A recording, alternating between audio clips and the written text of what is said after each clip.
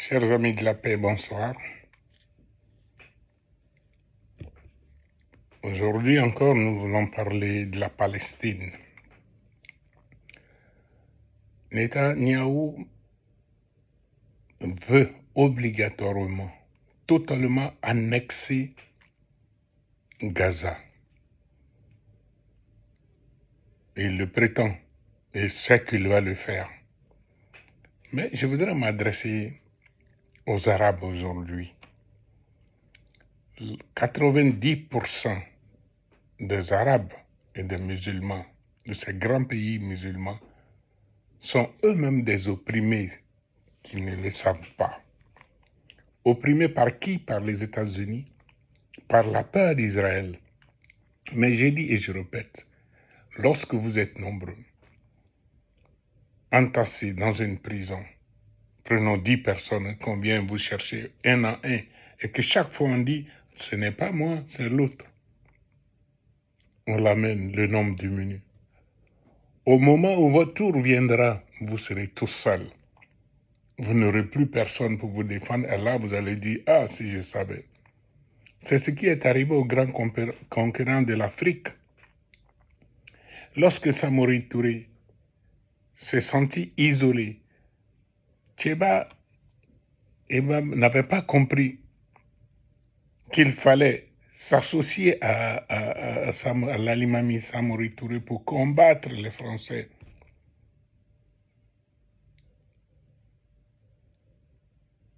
Ils sont rentrés. Au Sénégal, Lat Dior était tout seul, a mené son combat en part. Ensuite, Cheikh Amadou Bamba était encore seul lorsqu'il était déporté au Gabon. Chacun a laissé faire, alors que ces Blancs n'étaient qu'une poignée. Les Africains ensemble auraient pu facilement les combattre, les chasser de leurs terres. Aujourd'hui, c'est le peuple des Arabes. Allez vous laisser. Gaza est totalement récupéré par Israël, par Netanyahou. Sont des Palestiniens eux-mêmes, quand des Israéliens eux-mêmes pensent que Netanyahou n'est pas encore allé assez loin, le peuple israélien, le peuple juif est dans l'horreur totale.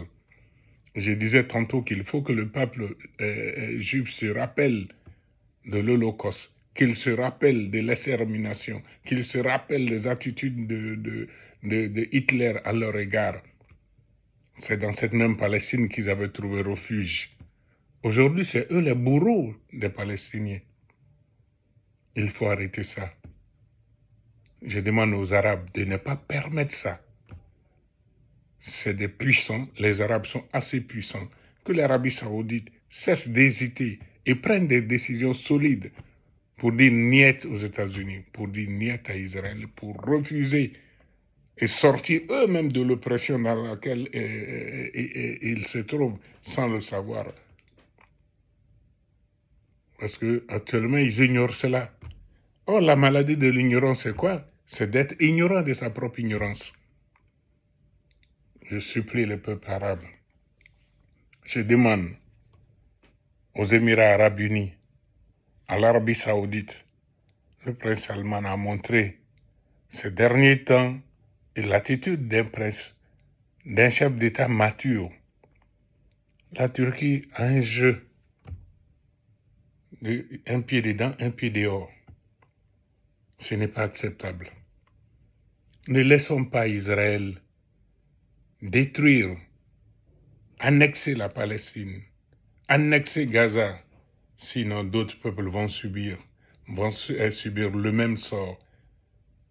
Israël fait ce qu'il veut au Liban, en Syrie, en Cisjordanie, en Jordanie, mais au sud des Qataris, du Koweït, de tout cela, seul le Yémen qui a osé dire non.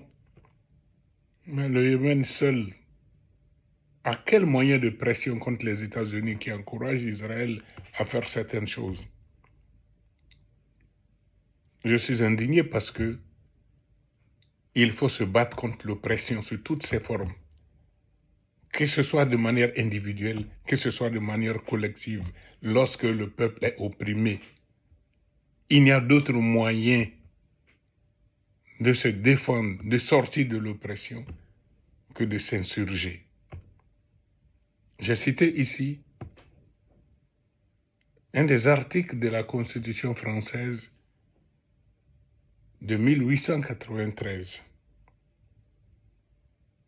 C'était l'article du 24 juin 1896 qui disait que l'oppression n'est que le droit, le devoir et l'obligation de devoir du peuple opprimé. Ne laissons pas Gaza être récupéré de cette manière par Israël. Sinon, il n'y aura plus de loi dans le monde. Chacun va se lever pour faire ce qu'on voudra. On sera pire à ce que Jean-Jacques Rousseau qualifiait de l'homme à l'état de nature dans son contrat social. Réveillons-nous et sachons qu'on n'a pas le droit d'abandonner quelqu'un dans la souffrance. Toutes les religions du monde nous disent ça. Tous les gens doués et intelligents disent ça. Non-assistance à personne en danger. Aidons la Palestine. Je vous remercie.